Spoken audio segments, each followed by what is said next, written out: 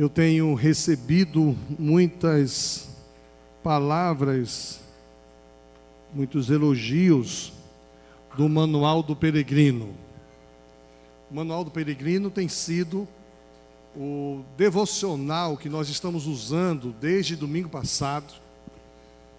E ele tem tudo a ver com aquilo que a gente viveu ali no retiro.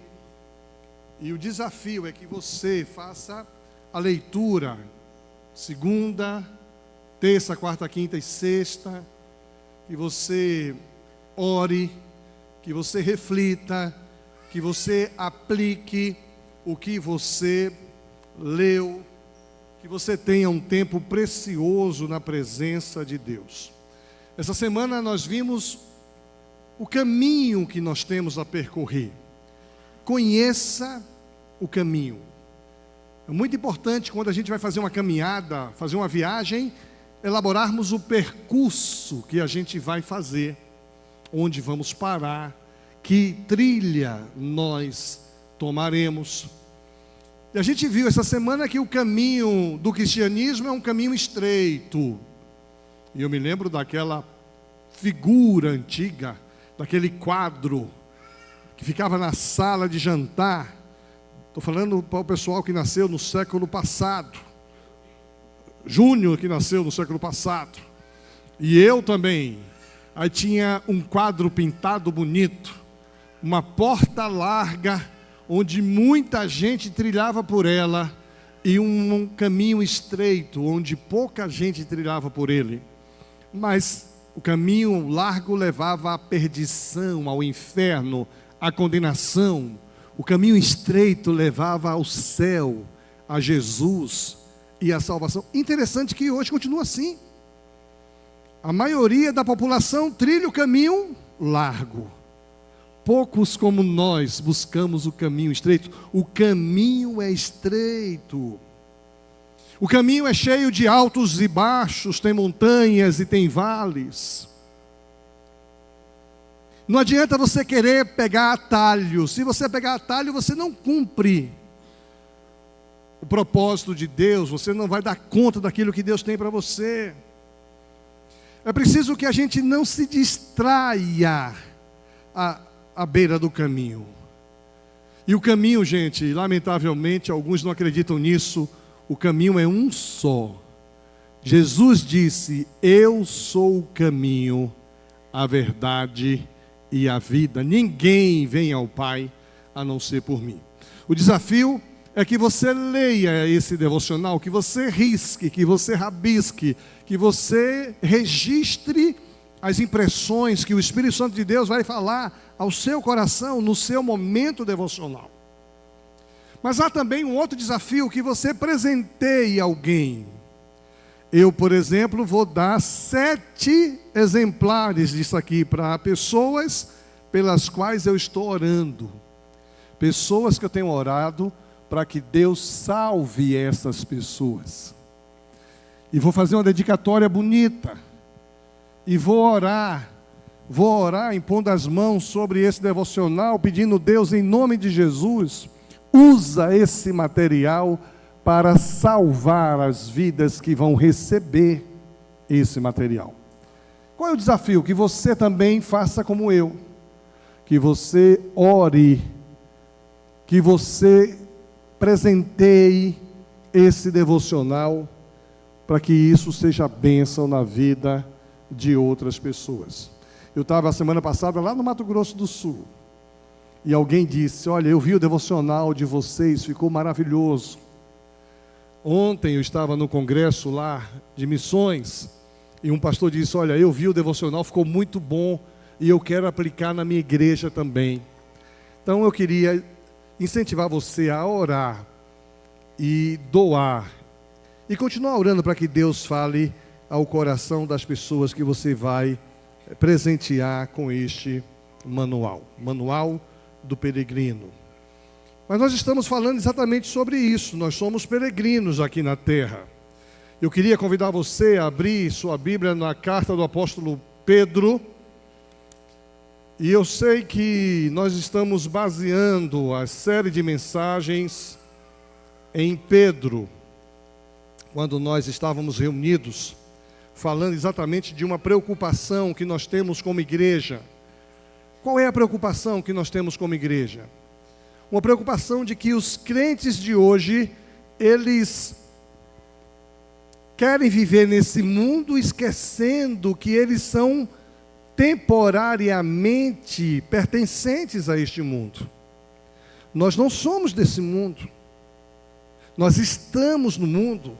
Jesus, quando orou por nós, disse: eu não peço que os tires do mundo, mas que os livre do mal. Eles não são do mundo, como eu do mundo não sou.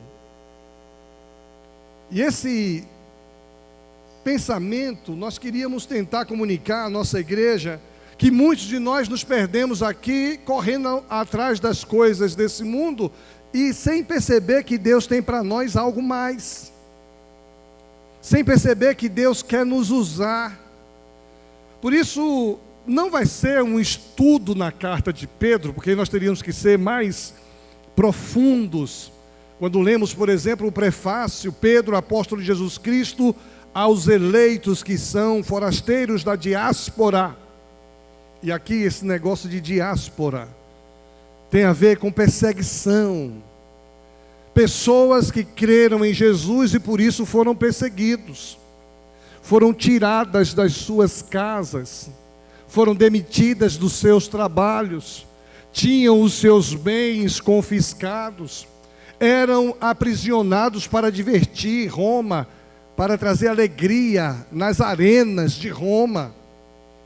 E os cristãos saíram fugidos, não tinham mais pátria, não tinham mais terra, não tinha mais casa. Hoje a gente se apega tanto à nossa casa, né? Ontem nós tivemos a sala sensorial da Ucrânia. Aquilo mexeu comigo. Sala sensorial da Ucrânia. A gente entrou naquela sala, as luzes apagadas, e o anúncio da guerra na Ucrânia. E a frase: eu já tive uma casa. Aquilo mexeu comigo. Eu não me vejo uma pessoa sem ter para onde voltar. Eu não me vejo uma pessoa sem ter aquele canto da minha cama para dormir. Eu não me vejo uma pessoa sem ter aquele canto do meu quarto para orar. E de uma hora para outra, pessoas acordaram sem ter casa. Acordaram sem ter lembranças, sem ter fotos. Pessoas foram tiradas da sua terra, porque os poderosos decidiram guerrear. Isso está acontecendo agora no Oriente também. Os poderosos resolveram guerrear. E o povo, que não tem nada a ver com a história, é obrigado a sair. Quando Pedro diz aos da diáspora, e ele cita essa região na Ásia Menor, mas ele diz no versículo 2, são eleitos segundo a presciência de Deus Pai, em santificação do Espírito, para a obediência e a aspersão do sangue de Jesus. Então, é muito importante que você tenha em mente essa imagem. Essa carta está sendo escrita para pessoas que um dia já tiveram casa, já moraram em uma cidade, já tiveram conforto. Tem copos na nossa casa que só quem usa somos nós. Tem 2 xícaras lá em casa que eu tomo café da manhã todo dia. São 2. Então, quando eu estou com saudade da Laurinha, é uma que tem eu e a Laurinha no colo. Quando eu me esqueço, pego uma outra lá. E no dia que essas xícaras quebrarem, eu estou quebrado. Aquele canto que você assiste, o seu jornal, sua programação, seu banheiro. Gente, não tem nada melhor do que o nosso banheiro. A gente que viaja muito, usa muito banheiros de hotel. E olha que eu já fiquei em hotéis bons. Mas quando eu chego em casa, é o meu banheiro na minha casa. Não tem o luxo que tem lá. Os irmãos que estão recebendo a carta do apóstolo Pedro, a carta universal, a carta para todos os cristãos, especialmente aos desta região que foram dispersos. É para esses que Pedro está escrevendo, mas Pedro tem uma mensagem forte.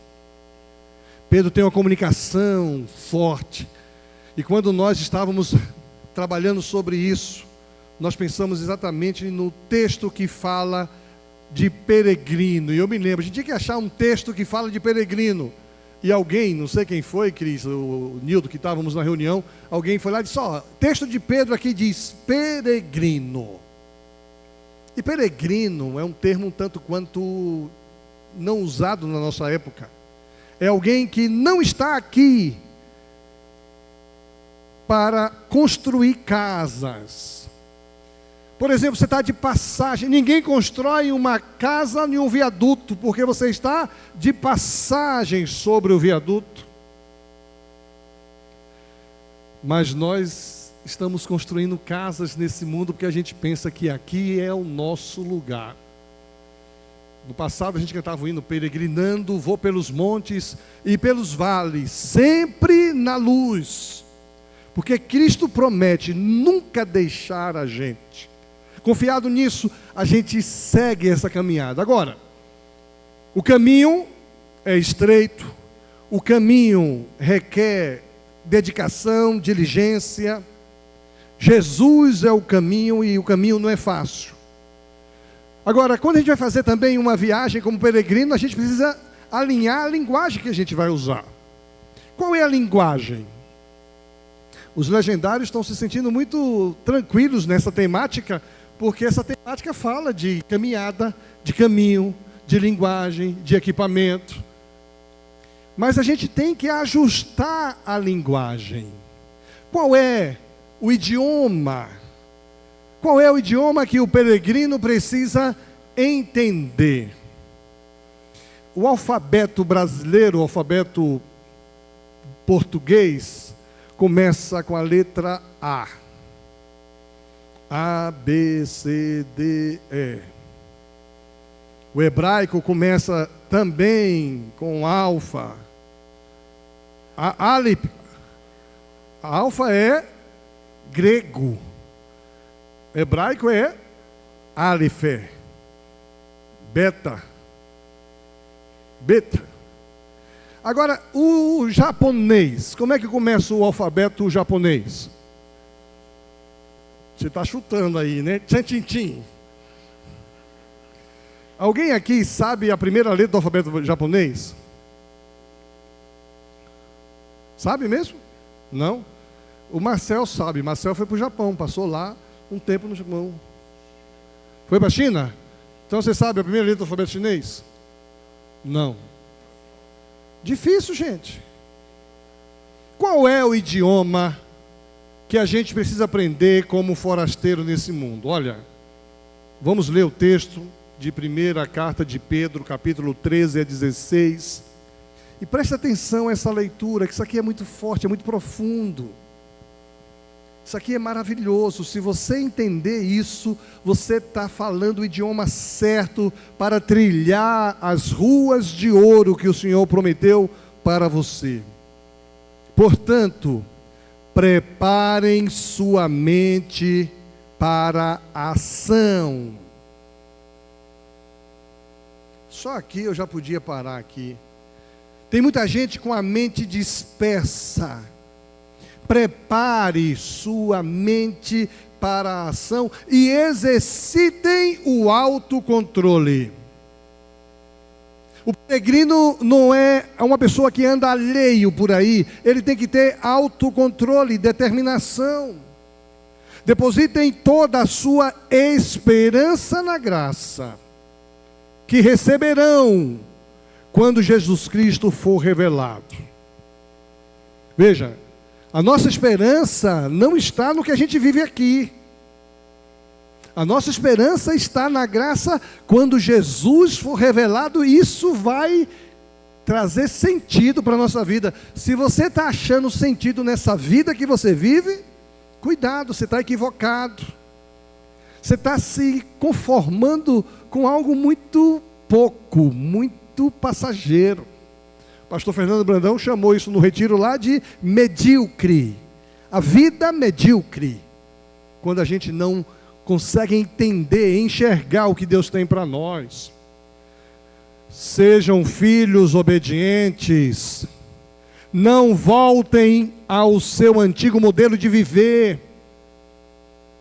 Que modelo é esse? Quando satisfaziam os próprios desejos. Tem muita gente querendo satisfazer o seu próprio desejo. E viviam na ignorância. Agora, porém, sejam santos em tudo que fizerem, começando aquele que os chamou. Tem gente nesse negócio de time de futebol que é santista por causa desse texto. Os santistas dizem assim, a Bíblia manda a gente ser santos, então eu torço para os santos. Mas nem esse tipo de santidade não. Pois as Escrituras dizem, sejam santos porque eu sou santo. Gente, a linguagem, o idioma que a gente precisa aprender. Por que a gente precisa aprender? Porque em nós foi instalado um sistema operacional de outrora. A linguagem que a gente aprendeu é a linguagem de outrora. A linguagem dos nossos pecados, dos nossos vícios, dos nossos costumes antes de Jesus, que satisfazia os nossos desejos. O apóstolo Paulo escreve aos cristãos que viviam como peregrinos neste mundo, sofrendo por causa da fé, sofrendo por causa da esperança. E é muito complicado quando um crente vive confortavelmente na sociedade sem sofrer injúrias, sem sofrer perseguição, sem sofrer discriminação, preconceito. Hoje há uma cristofobia. As mídias têm fobia por cristão. Tudo pode ser falado e cantado nas novelas, nos noticiários, nas universidades, e recebem nomes de cultura. Mas o que é cristão, não. O que é cristão é religião. Um ato religioso de uma outra religião é tido como cultura e até verba pública recebe para isso. Ato de cristão é perseguido. Eu não sei você, eu já fui perseguido por ser cristão.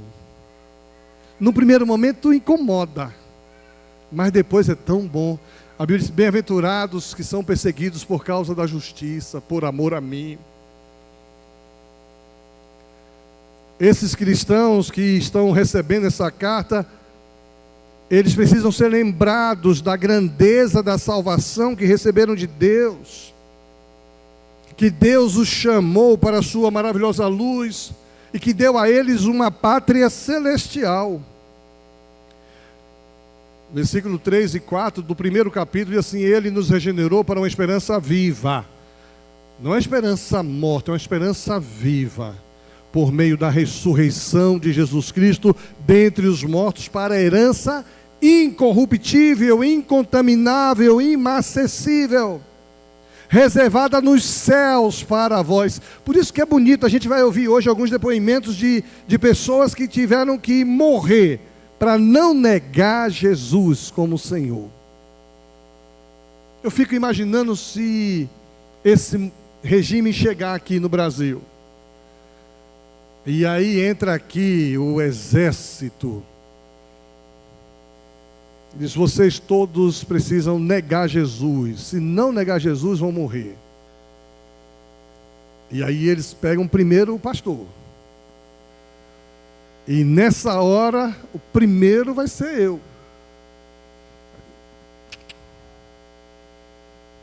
Negue a Jesus ou morra. Eu vou dizer, para mim o viver é Cristo e o morrer é lucro.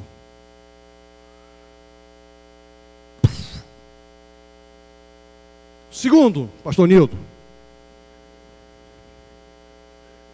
é mais fácil morrer primeiro, né?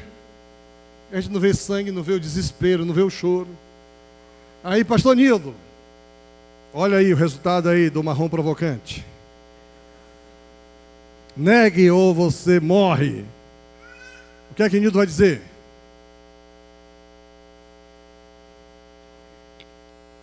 mesma coisa. E vai, puf. Eu morro, ele está dizendo lá. Aí chama o Vili. Aí Vili vê lá os dois. Agora é a minha vez. Aí Vili vai olhar para Ju. Vai olhar para os burguelinhos.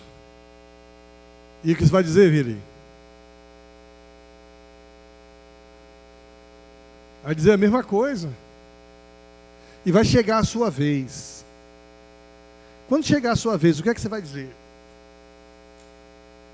Você vai negar Jesus para viver nesse mundo? E quando você negar Jesus, a Bíblia diz: aquele que me negar diante dos homens, também eu negarei diante do meu Pai que está no céu. Mas aquele que me confessar diante dos homens, eu também o confessarei diante do meu Pai. Na hora que eu levei aquele tiro, puf! Jesus diz: vinde, bendito de meu Pai. Eu vou entrar com Jesus e vou para a glória, para um lugar diferente. Mas se tiver alguém aqui que nega Jesus, vai sair daqui se sentindo um lixo e vai fazer a mesma coisa que Judas fez, porque negou Jesus. Perdeu a razão de viver. É nesse contexto que é escrita a carta do apóstolo Pedro. Diante disso, o apóstolo nos exorta a viver de maneira digna, de uma maneira coerente com o nosso chamado, buscando santidade em toda a nossa conduta. Santidade é a linguagem do peregrino. O peregrino nesse mundo aprende o idioma é a santidade. Porque esse idioma expressa o amor de Deus. Esse idioma expressa a gratidão que o peregrino tem pela sua comunhão com Deus. Eu sou grato a Deus pela comunhão que tenho com Deus. Gente, não tem nada melhor do que ter comunhão com Deus, porque mesmo na hora da tribulação, nós temos paz com Deus. Não sei se você já viveu um momento de angústia, de perseguição, de tristeza. E é tão bom você saber que Deus está com você. E vai chegar um dia que Ele virá em um olhar e vem nos buscar. A santidade é o idioma do peregrino que expressa seu amor, sua gratidão, sua comunhão com Deus que é santo e que se distancia do pecado. O pecado é inimigo de Deus, e se eu nutro o pecado, eu me associo como inimigo de Deus. Por isso o apóstolo Pedro, aqui no capítulo 2, versículo 11, diz: amados, exorto-vos como peregrinos, esse é o texto, como peregrinos e forasteiros, a vos absterdes das paixões carnais, que fazem guerra contra a alma, e tem paixão. Paixão por si só é problemático. Se eu for um cara apaixonado por igreja, por exemplo, é problemático. Quem é apaixonado por time de futebol, por exemplo, é complicado. Eu fui assistir lá o Flamengo e Palmeiras, naquele dia que a gente perdeu de 3-0. Gente, aquilo ali é um caldeirão. Os hinos que se cantam lá, só hinos difamatórios, xingamento, coisa do... E eu estou no meio daquele negócio ali, assentado naquele negócio, me sentindo cumprindo o que o Salmo primeiro diz para não fazer. Ainda tendo que me disfarçar, porque se eu gritasse lá, Palmeiras apanhava. A paixão, isso pode. Paixão pela carnalidade, pode. Paixão pelas religiões que diferenciam e se distanciam de Deus, isso pode na sociedade. Paixão por Jesus não pode. Paixão por Jesus é perseguição, é fanático. Você precisa ter paixão por Jesus. Mas Pedro vai dizendo que tem que ter cuidado com isso, nos abstermos das paixões carnais. Gente, as paixões carnais, elas são primeiramente saborosas, gostosas, boas, mas depois elas são sem sentido. Você já cedeu à paixão carnal? Depois ela vai embora, você se sente assim, vazio, usado, sem sentido. A santidade é o idioma do peregrino que se expressa através do perdão. A santidade é a linguagem do peregrino que se expressa através da gratidão, através do serviço, que se expressa através da espera. Eu sei que o meu Redentor vive e por fim se levantará. Se expressa através da obediência.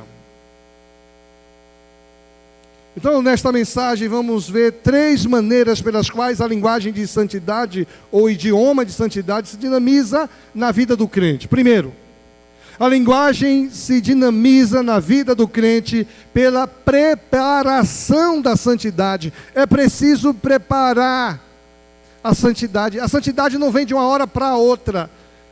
A santidade não é algo que acontece simplesmente, ela precisa ser preparada. Preparada pelo quê? Versículo 13.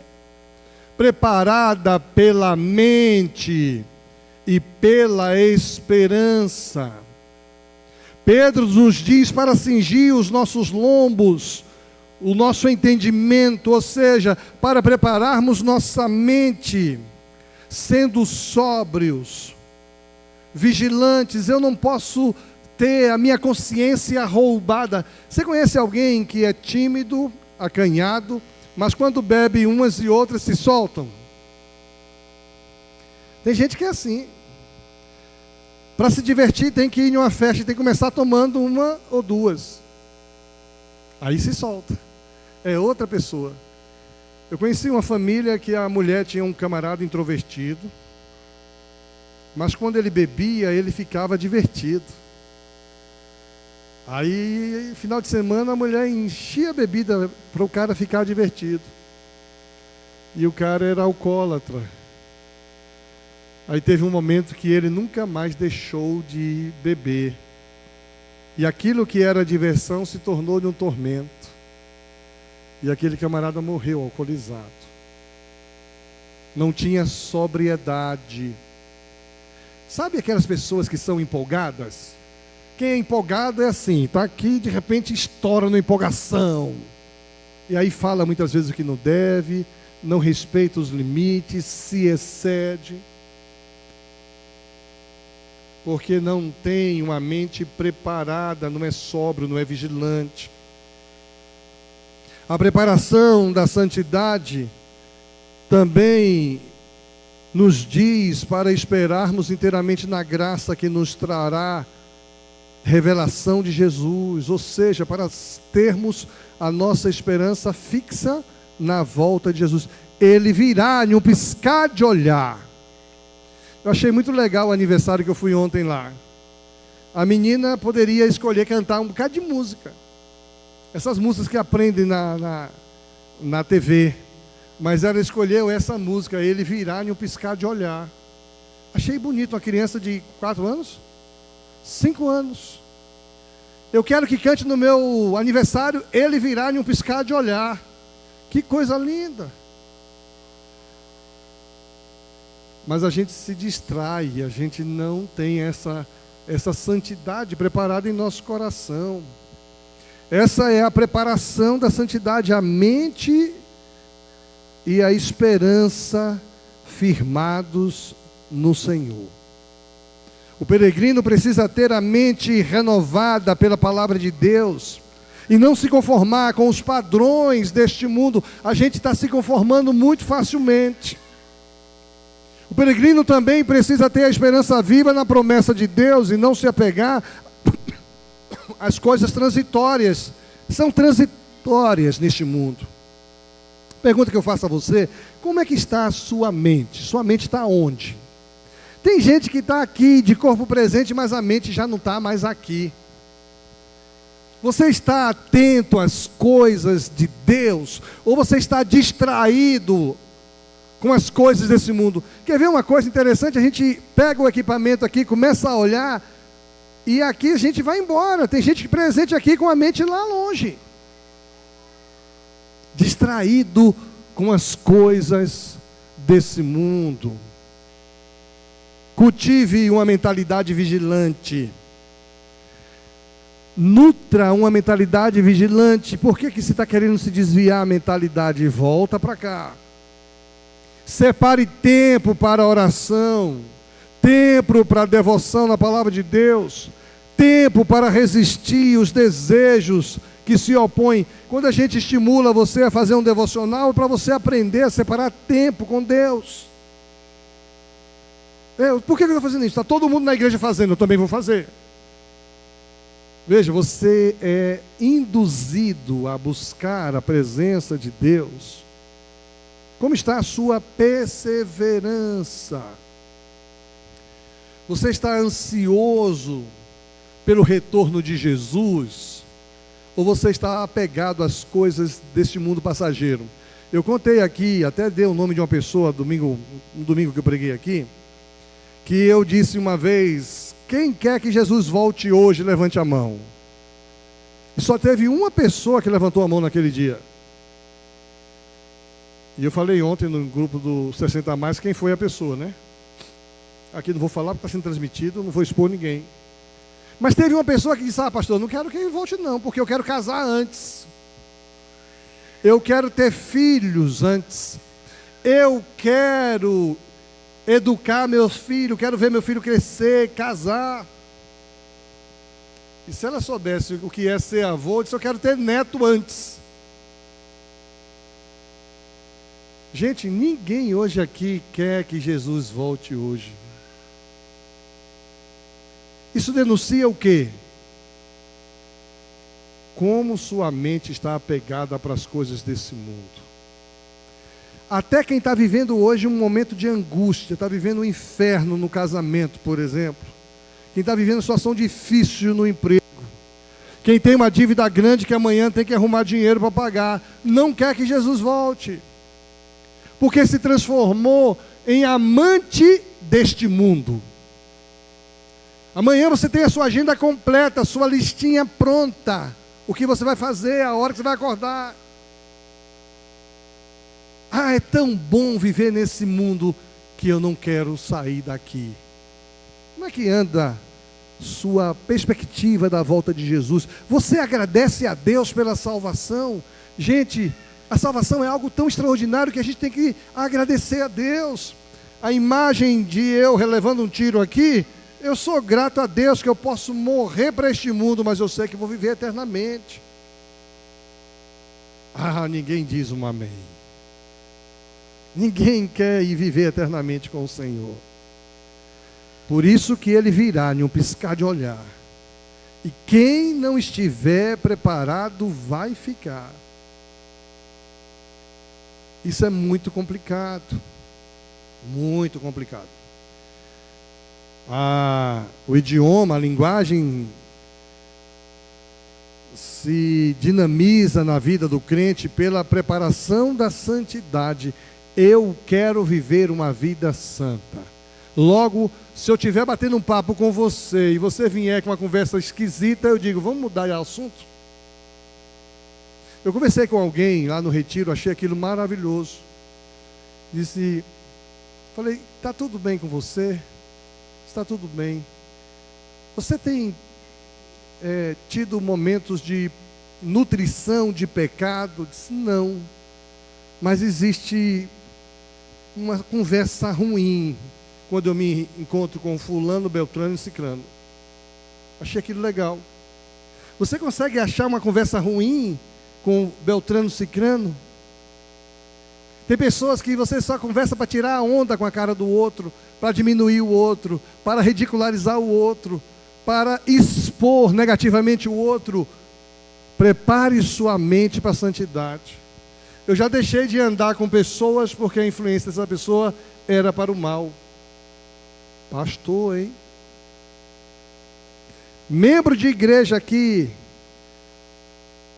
que influencia negativa, é mensageiro de Satanás, que influencia o outro para se desviar de Deus. E muitas vezes a gente deixa o nosso coração ser cheio. Jesus disse para Judas: por que deixaste Satanás encher o seu coração? Satanás que encheu, mas ele deixou. E quantas vezes nosso coração é cheio de vaidade, de orgulho, de ciúme, de inveja? Prepare sua mente para a santidade. Segundo lugar, é preciso que esse idioma da santidade seja praticada. Como é que a gente pratica a santidade? Pela obediência e pela separação. Versículo 14: como filhos obedientes, não se deixem amoldar pelos maus desejos que eu tinha. Olha, tem muita coisa em nós moldada pelo nosso mau desejo. Quem fala mal dos outros, por exemplo, é uma moldagem do mau desejo. Quem julga, quem critica, quem diminui o outro, você tem a sua mente moldada pelo tempo onde Jesus não era Senhor da sua vida. Hoje está em moda termos Jesus como Salvador, mas pouca gente tem Jesus como Senhor. Porque Jesus como Senhor, Ele manda na minha maneira de pensar. Ele manda na minha maneira de escolher. Eu não escolho o que eu quero, eu escolho o que Deus quer para mim. E olha, gente, tem mais vezes a palavra Jesus como Senhor do que como Salvador. As igrejas estão lotadas de pessoas que dizem que Jesus é Salvador, mas pouca gente diz que Jesus é Senhor. O Senhor manda. Eu queria isso, mas o Senhor disse que é para ir por aqui, eu vou por aqui. Nós somos levados pela nossa carnalidade, é isso que está. Pela obediência, nós vamos praticar a santidade. Paulo nos diz para sermos filhos obedientes, não nos conformando com o desejo da carne, que a gente tinha antes de conhecer a Deus. Por isso precisamos conhecer melhor a Deus. Não fazermos o que a gente fazia. Aquele que mentia, não minta mais. Aquele que roubava, não roube mais. Aquele que adulterava, não adultere mais. Aquele que falava mal dos outros, não fale mais. Eu atendi uma outra pessoa que me deu um testemunho lindo para mim. Disse, olha, eu cheguei em um lugar, estavam falando mal das pessoas. Só vamos parar de falar mal das pessoas? Olha que testemunho maravilhoso. Mas a gente entra de quem é que estão falando? De fulano? E vocês viram a roupa de Beltrano?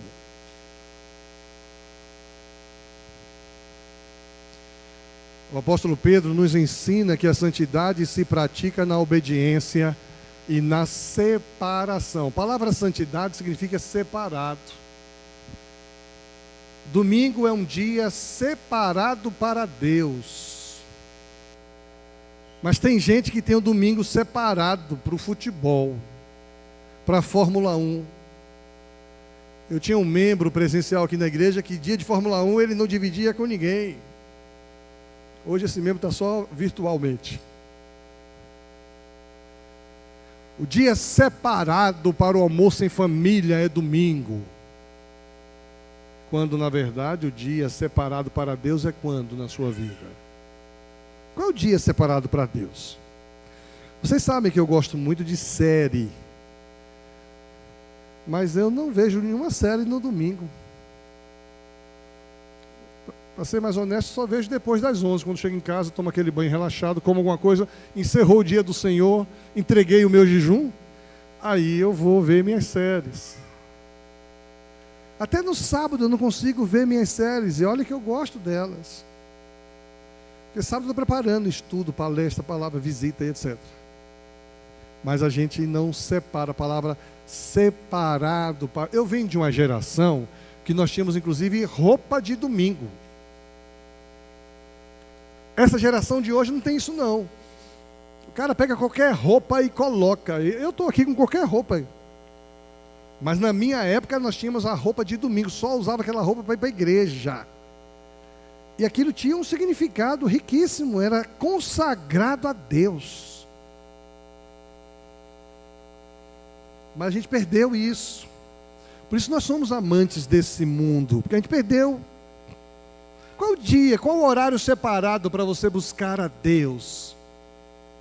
Qual o horário separado para você ler a palavra de Deus? Você não tem. O dia do Senhor, você não tem. O peregrino precisa obedecer a Deus, que é o seu Pai Celeste, que o ama, que o ensina, que o disciplina. Ontem foi muito legal, no aniversário que eu fui, quando alguém falou, quando a gente faz uma coisa errada, o que acontece? O outro falou, a varinha. Disciplina. Disciplina. Eu fiquei curioso, vou perguntar depois aos pais, se a varinha funciona muito naquela casa. Mas todo mundo tem disciplina. Você não passa no vestibular sem disciplina, você não passa no concurso sem disciplina, você não mantém um emprego sem disciplina, você não mantém o seu corpinho sem disciplina. Tem gente que é disciplinado no pedal, é disciplinado na academia, é disciplinado na dieta, mas nas coisas de Deus não há disciplina. A lição de hoje foi maravilhosa, gente. Maravilhosa a lição de hoje de Juízes, quando o povo de Deus relaxa. E o texto que nós lemos assim: deixe a preguiça e conquiste o que Deus tem para você conquistar. Mas a gente, para as coisas de Deus, a gente é relaxado. Se der, eu vou, viu, pastor? E a gente já convida o povo a vir na igreja assim: se você puder, domingo, apareça lá na igreja. Gente, domingo é dia do Senhor, você tem que buscar a Deus. Quero convidar você para ir na igreja comigo, cultuar o Senhor. Tem uma pessoa aqui na igreja que dificilmente ela vem sozinha para a igreja. Ela sempre traz alguém. Dificilmente ela vem também, mas quando vem sempre traz alguém. Eu acho isso tão bonito. A Genilda trouxe você, está cuidando dos seus filhos, para você estar aqui ouvindo essa palavra. A Genilda sempre vem trazendo alguém, eu acho aquilo lindo. Mas muitas vezes a gente vem para a igreja, a gente vem aqui porque tem uma agenda com fulano, a gente vai sair depois para comer um cachorro quente, almoçar em tal lugar. Eu combinei com fulano que a gente vai fazer tal coisa. Obediência, separação. A separação é a prova da sua fidelidade, da sua reverência a Deus. O momento de dízimo e oferta é uma separação.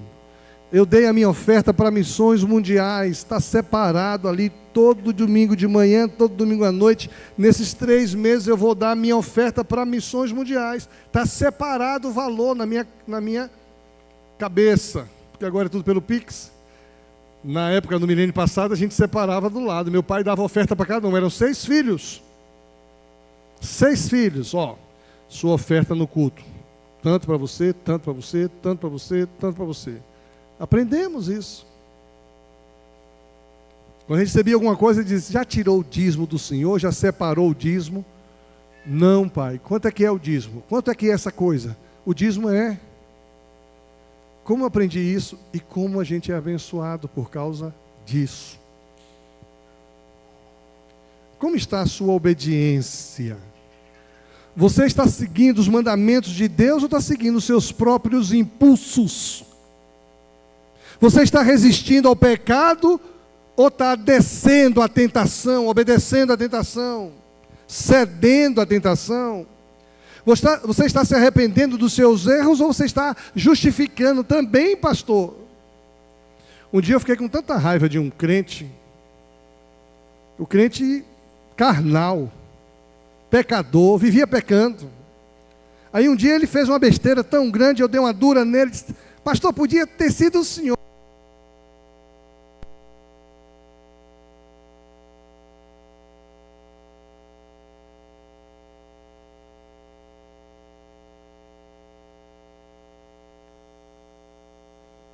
Quer que amplifique? Isso. Não quer que amplifique? Podia ter sido o senhor. Eu falei, eu usei um termo pesado mesmo. Põe-se no seu lugar, seu moleque. Não meça os outros por você. Quem você pensa que é? E aí quase o velho homem desceu da cruz. Porque justifica o pecado. Pastor, eu não podia fazer nada. Tem muita gente justificando o pecado. Aí a Bíblia diz assim: abstenha-se das paixões carnais, busque viver uma vida separada para Deus, evitando as influências do mundo que levam você a pecar. O idioma se dinamiza na vida do crente pela mente, pela esperança, mas também pela obediência e pela separação. E por fim, esse idioma de santidade tem um propósito. Qual é o propósito? A semelhança que eu e você temos com Deus, temos com Cristo. Nós fomos feitos à imagem e semelhança de Deus. Eu e você trazemos parte de Deus em nós. Eu sou muito semelhante ao pai, à mãe. Ontem eu vi uma criança, a cara do pai. Falei para a mãe, que pena, né? Tanto sacrifício, 9 meses de enjoo, e o menino nasce com a cara do pai. E ela disse, é lindo como o pai. É bonito de ouvir isso, né? Sim. O texto diz assim, mas assim como é santo aquele que os chamou, sejam santos vocês também. Há uma condição aqui, gente. Sejam santos porque eu sou santo. Deus é santo. Pedro nos diz para sermos santos em toda a nossa maneira de viver, porque Deus que nos chamou é santo. Ele nos mostra que a santidade tem um propósito, semelhança com Ele, e isso se constitui um testemunho. Aí agora pega, muita gente se diz cristão. Hoje está em moda dizer-se cristão para evangélico, tá? Estava conversando com a Esté ontem, que ela foi comigo lá, ela ama missões. Tio, lá na minha escola tem 6 pessoas que são cristãs. Falei, Esté, se você perguntar, a classe toda é cristã, mas estão usando cristão para evangélico. Mas tem muita gente que não é evangélico, se diz também cristão, mas Cristo não diz, não determina, não orienta. Eles não são semelhantes, não andam como Cristo andou. O peregrino precisa buscar esta semelhança com Deus. A semelhança é o alvo da sua vida, é o seu maior desejo. O peregrino também precisa dar testemunho de Deus que o chamou da luz. Tem muita gente dizendo-se cristão, mas vive como se não fosse cristão. Há uma carta no Apocalipse, né? Aqueles que se dizem cristãos e não o são. Você se diz evangélico, mas será que você se assemelha com o evangelho? As pessoas veem o evangelho em você. Por que você não faz isso? Porque eu sou cristão. A gente quer fazer para dizer que eu posso fazer tudo. Eu começo a me assemelhar. Essa caminhada que estamos propondo para você, é que você tenha um alvo na sua vida. O seu desejo seja ser semelhante a Deus, semelhante a Jesus. Que você dê um testemunho, as pessoas vejam Deus na sua vida, vejam maneira de falar, maneira de ser. Eu estava lá 10 dias de férias em Campo Grande, aí tomei almoço e tomei café com 4 pastores. Eles fazem questão, quando eu vou em Campo Grande, tomar um café comigo. E a conversa que eu tenho, 4 horas de conversa, e os caras me abençoando e eu abençoando a vida deles. Você consegue abençoar a vida de alguém quando você conversa com alguém? Você consegue perceber a bênção de alguém sobre a sua vida, porque você vê o evangelho se dinamizando? Como é que está a sua semelhança com Deus? Você pensa igual a Deus, anda como Deus? Como é que está? Você está refletindo a imagem e a glória de Deus na sua vida? Ou a sua vaidade, o seu orgulho tem denunciado com quem você está se assemelhando? Eu gosto de uma música assim: o meu orgulho me tirou do jardim, sua humildade colocou o jardim em mim. Você está imitando Jesus, que é o modelo perfeito de santidade? Ou você tem seguido outras pessoas que são falhas, pecadoras? Quem você tem seguido? Tem gente aqui que penteia o cabelo igual a quem segue, veste igual a quem segue, fala a palavra igual ao quem segue. Você está buscando conhecer a Deus, a vontade de Deus, ou você tem se firmado na sua opinião? Gente, não tem nada melhor do que dizer: eu estava errado. Como está o seu testemunho de Deus? Você tem proclamado o Evangelho, você tem falado sobre outros projetos, outros programas? Eu me lembro que houve uma época que quem vendia Renaudê, quem era do esse marketing de rede aí, me lembre aí, aquele que vendia o perfume. A Avon não, a Avon ainda não é tão violento não, porque tem uma coisa boa, mas tinha Amway. Gente, eu tinha aqui na igreja, os caras falavam com paixão de Amway, mas não falava nada de Jesus. Igual alguém que fala de seu time, mas vibra falar do time na hora da igreja, Jesus não fala.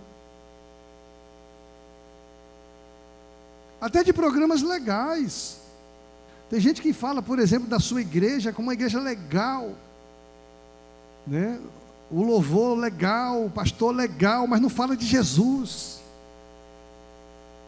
Eu queria mostrar a nossa igreja para um pastor lá em Campo Grande, mostrar o piso da nossa igreja. Aí eu fui tentar achar, inclusive tem que melhorar aí as nossas fotos, viu gente? Eu não consigo mostrar o piso da igreja para o povo. Aí peguei aquela última publicação que vocês fizeram no domingo de manhã, domingo à noite. Falei, olha, dá uma olhadinha nesse piso aqui. O cara disse, mas rapaz, sua igreja é bem dinâmica, né? Ele não viu o piso. Falei, é legal, é dinâmica. Ele viu o quê? As pessoas interagindo, a alegria das pessoas.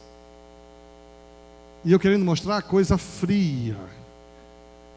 E ele viu a coisa viva. Essa é a linguagem, essa é o idioma. O idioma do peregrino é um idioma de santidade.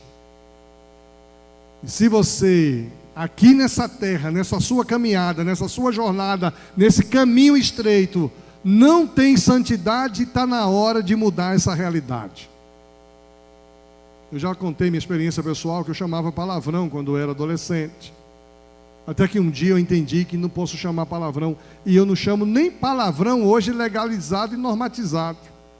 Achei legal o Atílio, no último domingo que estive aqui, falar de uma palavra que todo mundo fala. E eu ouvi aquela palavra, e muita gente fala, inclusive pastores já falaram nesse púlpito esse palavrão. E eu depois digo, nunca mais no meu púlpito uso esse palavrão. Mandei para ele o significado daquela palavra. É muito comum hoje, a televisão fala. Mas você não pode falar. Vai saber o outro sentido da palavra. O usual é isso, mas o sentido etimológico real é outro. Eu achei legal quando ele diz, pastor, me chamou a atenção e eu não chamei mais aquela palavra. Espero que tenha continuado sem chamar. Continua? Agora ajuda os adolescentes a não chamar, que eles falam direto essa palavra. Você não pode falar mais? Mostra o texto. Gente, qual é a mensagem que nós precisamos passar com a linguagem que a gente aprendeu a falar? Santidade. Nossos filhos vão aprender que o nosso pai não chama palavrão, que nossa mãe não fala mentira, que nossa mãe fala a verdade, a justiça. Há uma linguagem interessante que a gente vai perceber aqui. A linguagem se dinamiza na vida do crente quando ele prepara para que a santidade, através da mente e da esperança, se dinamize, a obediência, a separação seja real, a semelhança com Deus e o testemunho aconteça. A santidade é o idioma do peregrino que expressa o seu amor, sua gratidão, sua comunhão com Deus. A santidade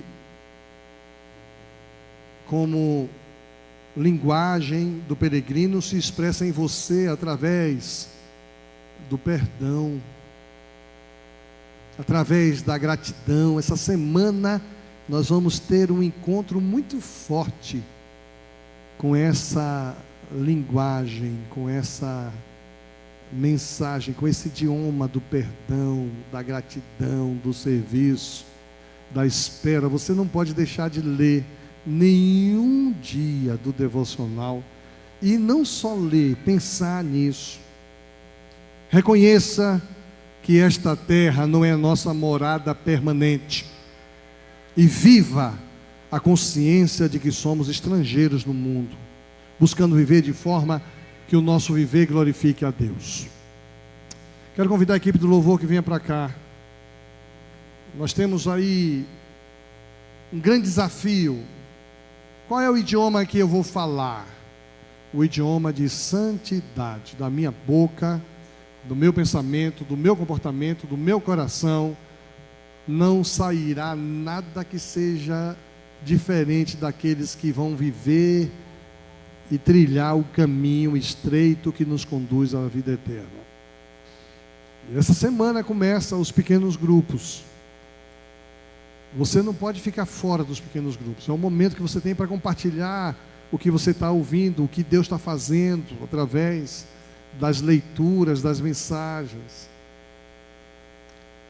Você não pode ficar fora desse mover de Deus.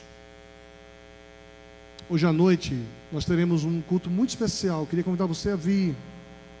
Nós vamos ter hoje o nosso diretor de missões mundiais, o homem que coordena 2.000 missionários no mundo inteiro, vai estar com a gente.